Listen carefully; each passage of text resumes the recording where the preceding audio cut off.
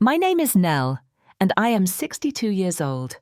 After 5 years of living alone in my Cleveland Heights home since my husband passed, I thought this Thanksgiving would finally bring our small family back together. The pandemic had kept us apart for 3 years, and I was determined to make this gathering perfect for my daughter Sarah and her husband Marcus. I spent days planning every detail from my mother's cranberry sauce recipe to the antique china I only used for special occasions. But as I set the table that morning, something deep in my gut told me this day would change everything forever. I had been watching, waiting, and collecting pieces of a puzzle that would soon reveal a truth too dark to ignore.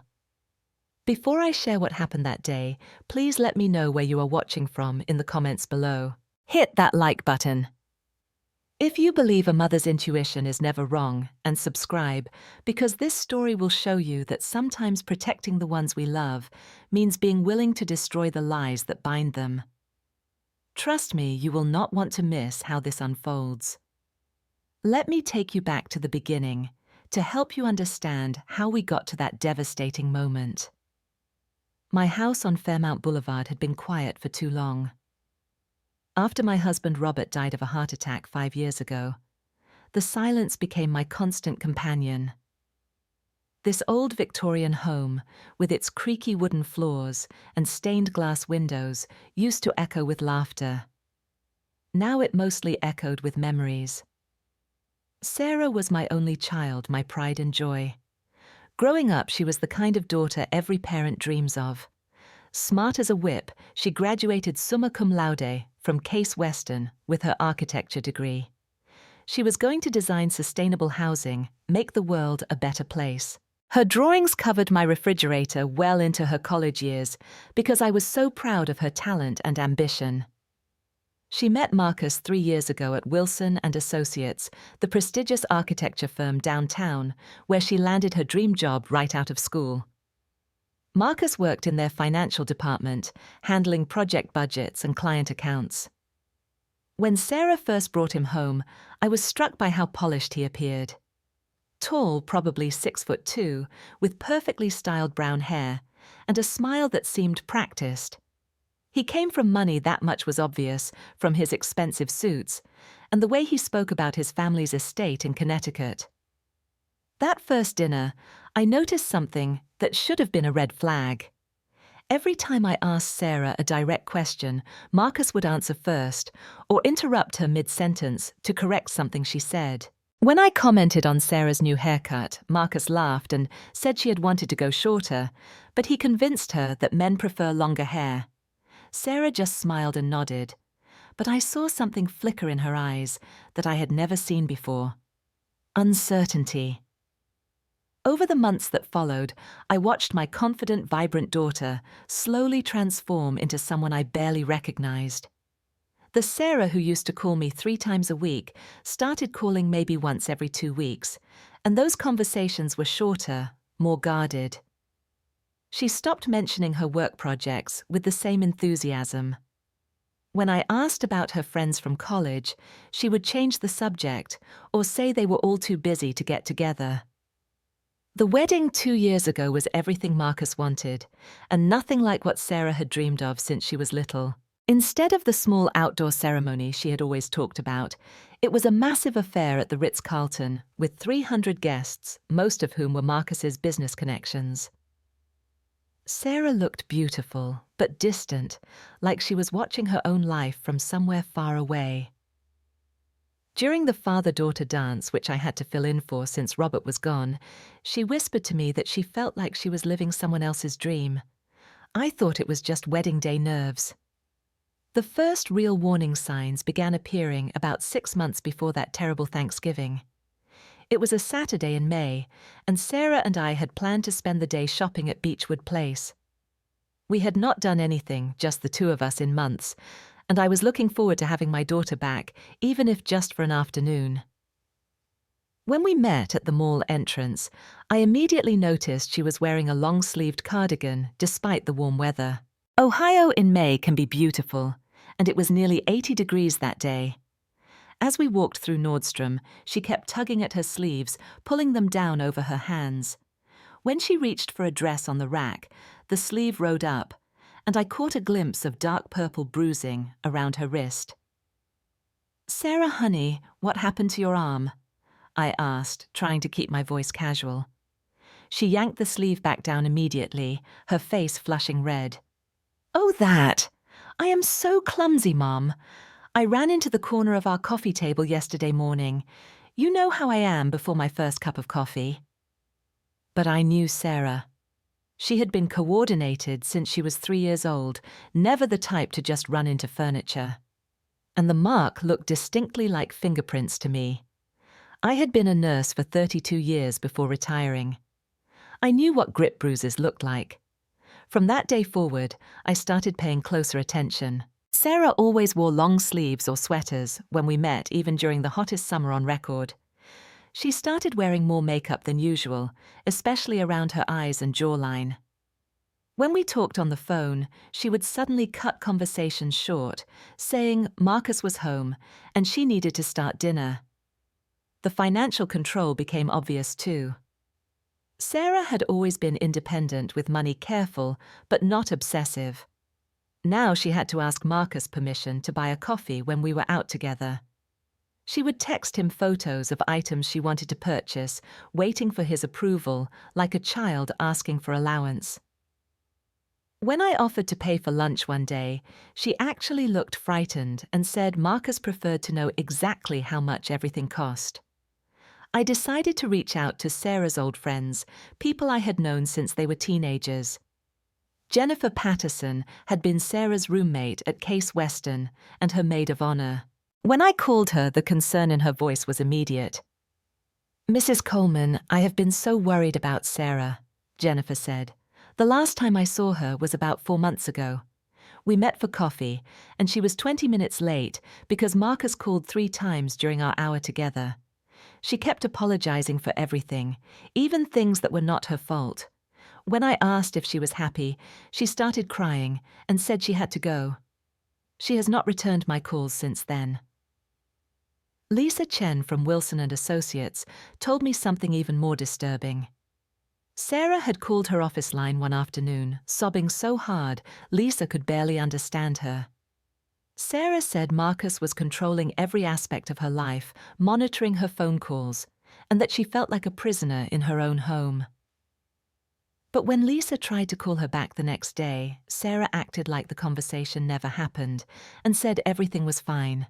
I started keeping a journal documenting every concerning thing I noticed. The way Sarah flinched when Marcus raised his voice.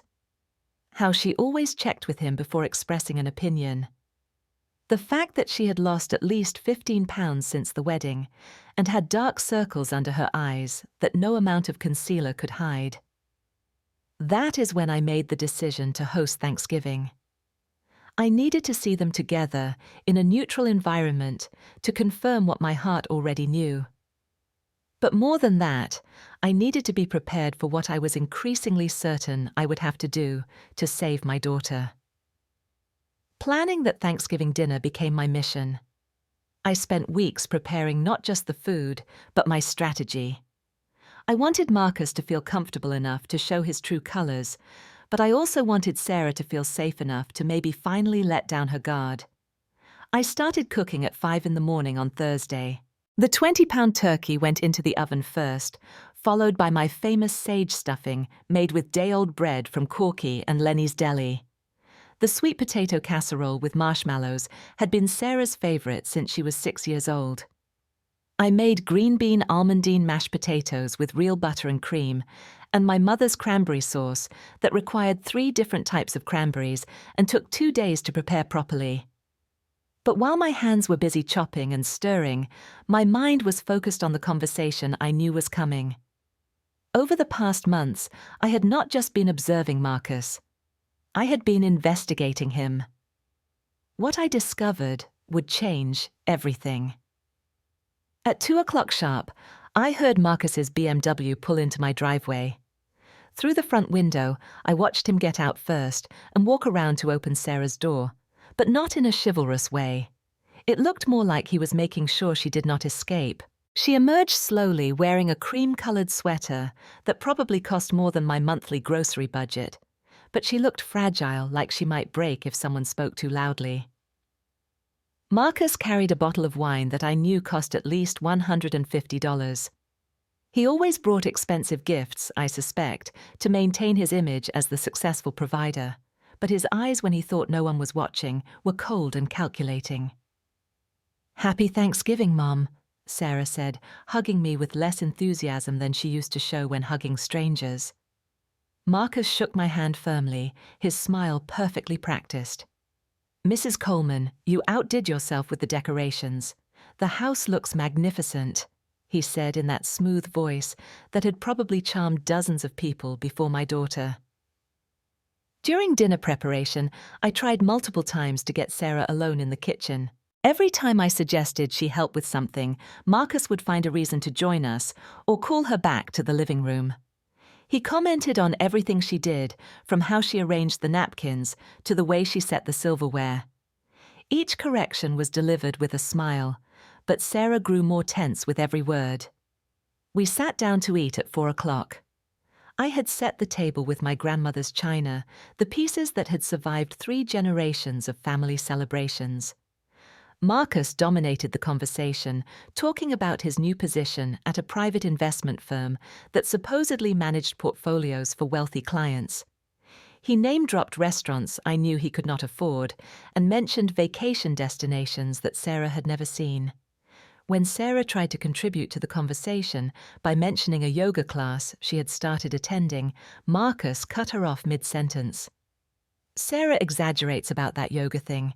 She went twice and decided it was too difficult. She has trouble committing to exercise routines," he said with a laugh that made my skin crawl. Sarah's face fell, and she spent the rest of the meal pushing food around on her plate. I noticed she barely ate anything, just moved the mashed potatoes from one side to the other.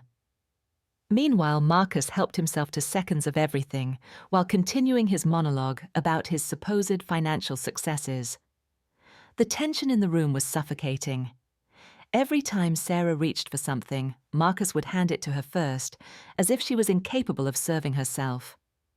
When she commented that the cranberry sauce was delicious, he corrected her pronunciation of one of the ingredients.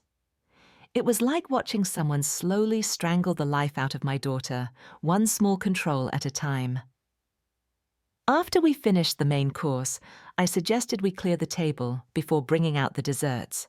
I had made 3 different pies: pumpkin apple and Sarah's childhood favorite chocolate cream with real whipped cream. As we moved dishes from the dining room to the kitchen, I could feel the storm building. Sarah was carrying my grandmother's antique serving bowl, the one with delicate blue flowers that had been in our family for over 80 years.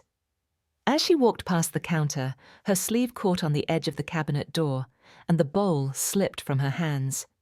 It hit the kitchen floor with a sharp crack, breaking into 4 clean pieces. The sound seemed to echo through the house, like a gunshot. Sarah immediately dropped to her knees, frantically trying to collect the broken pieces with her bare hands. "Oh no, oh no, oh no," she kept repeating, her voice rising with each word. "Mom, I am so sorry. I am so sorry. I will replace it, I promise. I will find another one exactly like it." I knelt down beside her, putting my hand on her arm to stop her from cutting herself on the sharp edges. "Sarah, honey, it is okay. It is just a bowl. These things happen." But Marcus was already standing in the doorway, his face dark with anger. "This is exactly what I am talking about," he said, his voice cold and controlled. "Sarah, you are always so careless. How many times have I told you to pay attention to what you are doing?" "Marcus, it was an accident," I said, still kneeling beside my daughter. "The cabinet door was open. Anyone could have caught their sleeve." He turned his attention to me, and for the first time I saw the mask slip completely. "You do not understand, Mrs. Coleman. Sarah has always been clumsy and irresponsible. She needs constant supervision because she cannot be trusted with anything valuable. This is why I have to manage every aspect of our lives." Sarah was still on the floor now, sitting back on her heels, with tears streaming down her face. "Marcus, please," she whispered. "I will be more careful. I promise I will be more careful." "You always promise, but you never follow through," he snapped. "Do you have any idea how much stress you cause me with your constant mistakes? I work all day to provide for us, and I come home to deal with your incompetence."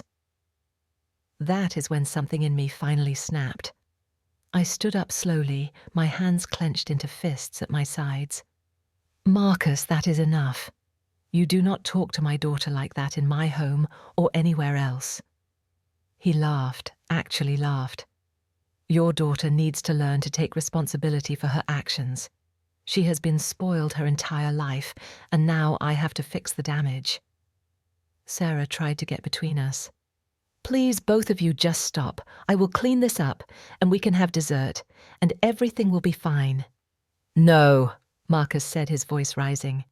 "Everything will not be fine until you learn to stop making excuses and start acting like an adult." And then he reached down and grabbed Sarah's arm, pulling her roughly to her feet. She winced in pain, and I saw the fear in her eyes that I had been trying to deny for months. "Marcus, let go of her," I said, my voice steady, despite the rage building inside me. Instead of letting go, he tightened his grip. "Sarah needs to understand that actions have consequences. Maybe if someone had taught her that lesson when she was younger, I would not have to deal with this now." That is when it happened. Sarah tried to pull away from his grip, and he backhanded her across the face with a sound that I will never forget. The slap echoed through the kitchen like a thunderclap. The room went completely silent. Sarah's head snapped to the side from the force, and she stumbled backward against the counter. A bright red handprint appeared immediately on her left cheek, and tears began flowing down her face. But what broke my heart was not the physical mark. It was the look of resigned acceptance in her eyes, as if this was just another Thursday for her. Marcus stood there breathing heavily, looking satisfied with himself. "Maybe now you will remember to be more careful," he said calmly, as if he had just given her helpful advice instead of striking her. That is when I knew that everything I had suspected, everything I had discovered, every terrible truth I had uncovered was about to come to light. I stood up slowly, my entire body vibrating with controlled fury. For a moment, time seemed suspended. The only sound was Sarah's quiet sobbing and the distant hum of the refrigerator. Marcus was smoothing down his shirt completely, calm, as if hitting my daughter was just another item on his daily to-do list. "Marcus," I said, my voice perfectly steady, "I think it is time we had a conversation about the truth." He looked at me with that same condescending smile he had been perfecting for 3 years. "The truth about what, Mrs. Coleman? About how your daughter needs to learn basic responsibility." I took a step closer to him, and something in my expression must have warned him that the game was changing. "The truth about who you really are." "Mom, please," Sarah whispered, still holding her cheek. "Just leave it alone." But I had been leaving it alone for too long. I had watched this man systematically destroy my daughter's spirit, isolate her from everyone who loved her. And now he had crossed the final line. "Marcus Davidson," I said slowly, watching his face carefully. Or should I say, Marcus David Chen? The change in his expression was immediate. The confident smile vanished, replaced by something between shock and fear. "What did you just say?" I said, "Marcus David Chen. That is your real name, is it not? The name you were born with in Boston 32 years ago." Sarah looked back and forth between us, confusion replacing some of the pain in her eyes. "What is she talking about, Marcus?" He tried to recover, forcing another laugh. "Your mother is obviously confused. She must have me mixed up with someone else." But I was just getting started. I walked to the kitchen counter and opened the drawer where I had been storing everything I had learned over the past 3 months. Actually, I'm not confused at all. I've been doing quite a bit of research. I pulled out a manila folder thick with documents and set it on the counter between us. Your birth certificate from Massachusetts General Hospital, born Marcus David Chen to David and Lynn Chen, who owned Chen Family Laundry on Washington Street in Boston's Chinatown. Marcus's face went white. Where did you get those? Public records are not that difficult to access when you know where to look, I said calmly. Your parents were hardworking people who scraped together enough money to send you to community college. But that does not fit with the story about the wealthy Connecticut family, and the trust fund does it. Sarah was staring at her husband with growing horror. Marcus, is this true? I can explain, he started, but I cut him off. Oh, you will have plenty of chances to explain. We are just getting started. I pulled out another set of documents. Legal name change from Marcus David Chen to Marcus Davidson filed in Suffolk County, Massachusetts, 3 years and 2 months ago, right before you moved to Cleveland and applied for the job at Wilson & Associates. I could see him calculating, trying to find a way out of the corner I had backed him into. People change their names all the time. It is not illegal. You are absolutely right, I agreed. But lying to my daughter about your entire background, your family, your education, and your financial status, that is called fraud, and that is just the beginning. I opened the folder wider and pulled out the next set of documents. Marcus tried to move toward the folder, probably hoping to grab it and destroy the evidence. But I was ready for him. I had copies of everything hidden in 3 different places. Let us talk about your romantic history, Marcus. Or should we start with your criminal history? Criminal history, Sarah gasped, looking at her husband like she was seeing a stranger. Oh yes, sweetie, your husband has quite an interesting past with women. I pulled out photocopied police reports. Emma Rodriguez, age 24, filed a restraining order against Marcus David Chen on March 15, 2020. The report details multiple incidents of physical abuse, including one that sent her to the emergency room with a concussion. Marcus lunged forward, trying to grab the papers. Those are private records. You have no right. I have every right when you are abusing my daughter, I snapped, holding the papers out of his reach. And Emma was not the only one. Was she, Marcus? Sarah sank into one of the kitchen chairs, her face pale with shock. There were others. Ashley Williams, age 26. She filed charges for assault and battery after Marcus broke 2 of her ribs and dislocated her shoulder. The charges were eventually dropped when he agreed to anger management classes and stayed away from her. That is not what happened, Marcus said desperately. Those women were lying. They were trying to ruin my reputation. Both of them. And I suppose they coordinated their lies across different states and different years. I pulled out more papers. And then there is Jennifer Walsh, your girlfriend before Emma. No police reports filed, but her medical records show 3 separate emergency room visits for suspicious injuries during the 8 months you dated her. Sarah was crying openly now. But they were different tears. Not the helpless tears of a victim, but the angry tears of someone who had finally seen the truth. Sarah, you have to understand, Marcus said, turning to her with his hands outstretched. These women were nothing like you. They were unstable, dramatic. They brought out the worst in me. But with you, I am different. Different? I laughed bitterly. You just slapped her 5 minutes ago. But I have never seriously hurt Sarah, he protested. I pulled out my phone and showed him the photos I had been secretly taking for months. What do you call these? The screen displayed pictures of Sarah's bruised wrists, a black eye she had tried to cover with makeup, finger-shaped bruises on her upper arms. Where did you get these? Sarah whispered. I have been documenting everything, honey. Every time I saw a mark, every time you flinched when he raised his voice, every time you made excuses for injuries that made no sense. Marcus was pacing now, running his hands through his hair. You have been spying on us. That is insane. What kind of mother does that? The kind of mother who refuses to watch her daughter disappear, I shot back.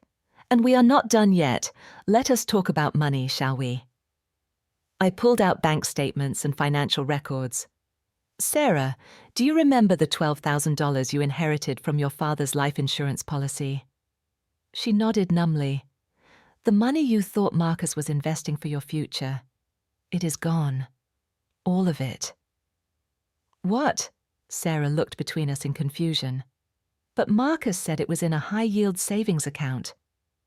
It was gambled away at the Horseshoe Casino downtown. Marcus has been going there every Tuesday and Thursday night for the past year, telling you he was working late. Marcus stopped pacing and turned to face us, his expression now openly hostile. You cannot prove any of that. I smiled coldly and pulled out the final set of documents. Casino loyalty card records, Marcus. Itemized gambling losses, totaling $14,367 over the past 11 months. You did not just lose Sarah's inheritance. You went into debt. And the best part, I continued, is how you have been paying off that debt. Remember Sarah's jewelry. The diamond earrings from her grandmother, the pearl necklace I gave her for her college graduation. Sarah's hand flew to her throat where her grandmother's necklace used to rest.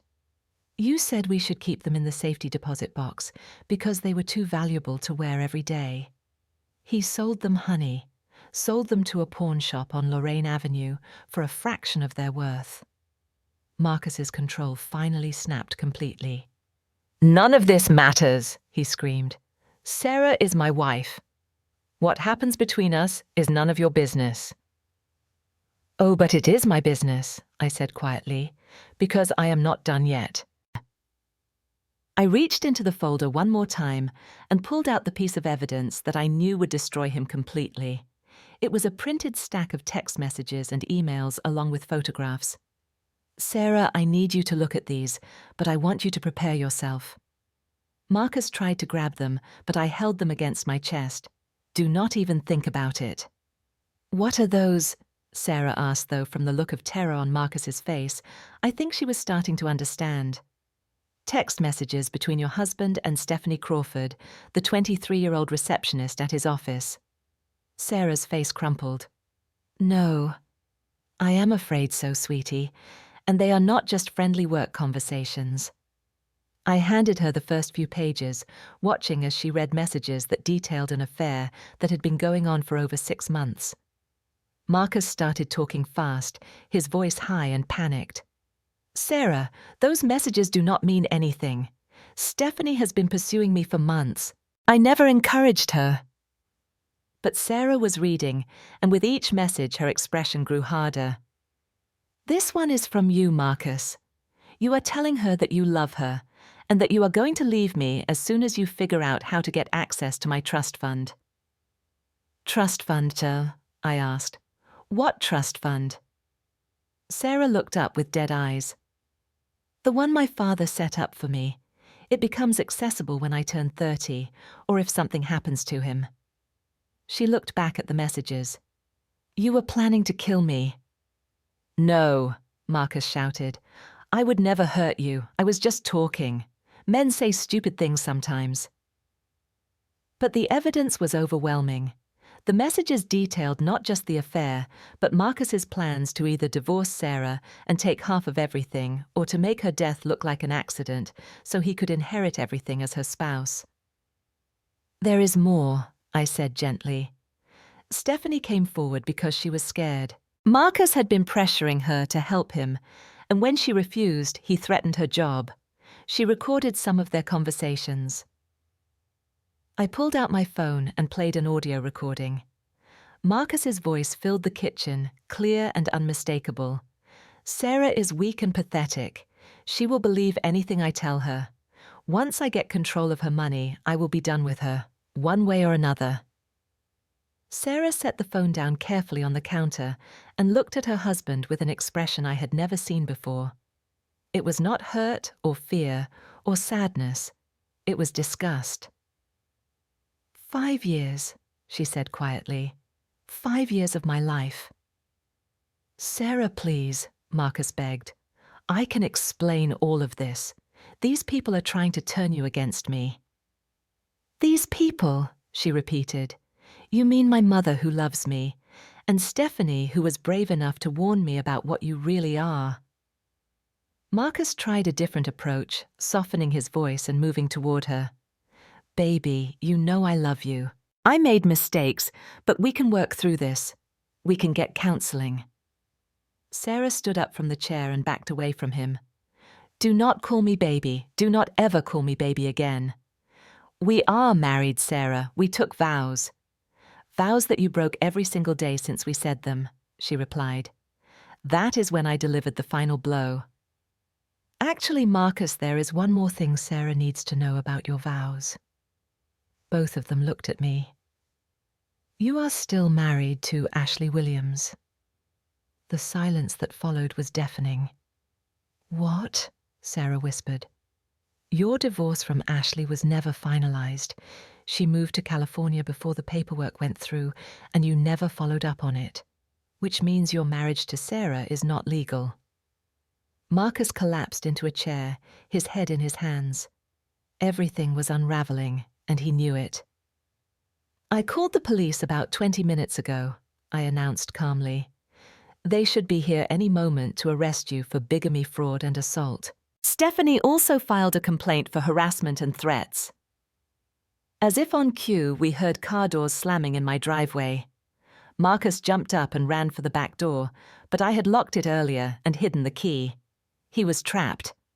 This is not over, he snarled at me as the police knocked on my front door. I will make you pay for this. No, Marcus, I said calmly as I walked to answer the door. It is over, and the only person who is going to pay is you. The next few hours passed in a blur of police officers' statements and paperwork. Marcus was arrested and taken away in handcuffs, still protesting his innocence and threatening legal action against me. The officers were professional and kind, especially the female detective who specialized in domestic violence cases. Sarah and I sat together on my living room couch as Detective Rodriguez explained what would happen next. The charges against Marcus were serious bigamy, fraud, identity theft, domestic violence, and harassment. With all the evidence I had gathered, the prosecutor was confident about getting convictions on most of the charges. Mrs. Davidson, Detective Rodriguez said gently to Sarah, I want you to know that none of this is your fault. Men like Marcus are experts at psychological manipulation. They isolate their victims, destroy their self-confidence, and make them dependent. You did nothing wrong. Sarah nodded but did not speak. She had barely said a word since Marcus was taken away. After the police left, we sat in silence for a long time. The Thanksgiving dinner I had worked so hard to prepare was still sitting on the table, cold and forgotten. The broken bowl had been swept up, but the pieces were in a bag on the counter, somehow symbolic of everything that had shattered that day. Mom, Sarah finally said, her voice barely above a whisper. I am so sorry. For what, sweetheart? For not listening to you, for pushing you away, for letting him. She could not finish the sentence. I pulled her close to me the way I had when she was little and had nightmares. You have nothing to apologize for. I am sorry that I did not do something sooner. Why did not I see it? She asked. How could I have been so blind? Because he was very good at what he did. And because you loved him, or at least you loved who you thought he was. Over the next few weeks, the full extent of Marcus's deception became clear. The investment firm job was fake. He had been working part-time at a small accounting office and living off of Sarah's money and credit cards. The expensive gifts he gave were purchased with stolen credit card numbers.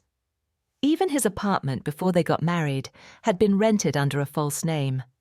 Sarah filed for an annulment based on the bigamy and fraud. Since the marriage was never legal, the process was simpler than a divorce. She was able to recover most of her possessions, though the money and jewelry were gone forever. The hardest part was helping Sarah rebuild her sense of self. She moved back in with me for 3 months while she found a new apartment and started therapy. It took time for her to remember who she had been before Marcus, to trust her own judgment again, to believe that she deserved better. But my daughter was stronger than either of us realized. She started attending a support group for domestic violence survivors. She reconnected with Jennifer and Lisa and her other friends who had been waiting patiently for her to come back to them. She returned to Wilson and Associates, where her boss had kept her position open, hoping she would eventually return. 6 months later, Sarah got promoted to senior architect. A year after that, she met David, a kind and gentle man who worked for the city planning department. He encouraged her dreams, supported her goals, and never once raised his voice to her, much less his hand. Marcus was sentenced to 3 years in prison after pleading guilty to reduced charges. Ashley Williams, his legal wife, filed for divorce while he was incarcerated.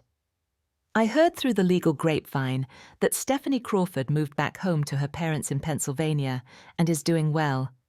As for me, I learned that sometimes protecting the people we love means being willing to go to war for them even when they cannot fight for themselves. I learned that a mother's intuition is not paranoia, it is love in action. And I learned that the truth, no matter how painful, is always better than a beautiful lie.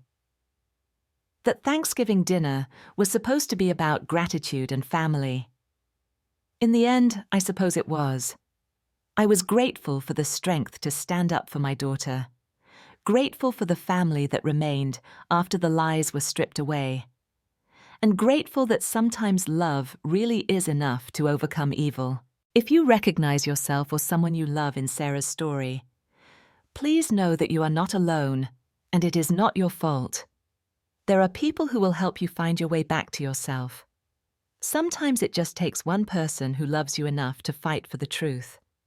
What would you do if you suspected someone you loved was in an abusive relationship? Have you ever had to make the difficult choice between keeping the peace and protecting someone you care about? Share your thoughts in the comments below. And please hit that like button. If this story reminded you that speaking up for others is sometimes the most loving thing we can do, subscribe for more real stories about courage, family, and the power of truth, and share this video with someone who might need to hear Sarah's story. Thank you for listening, and remember that your voice could be the one that saves someone else. May you always have the courage to stand up for what is right, and may you never have to fight these battles alone.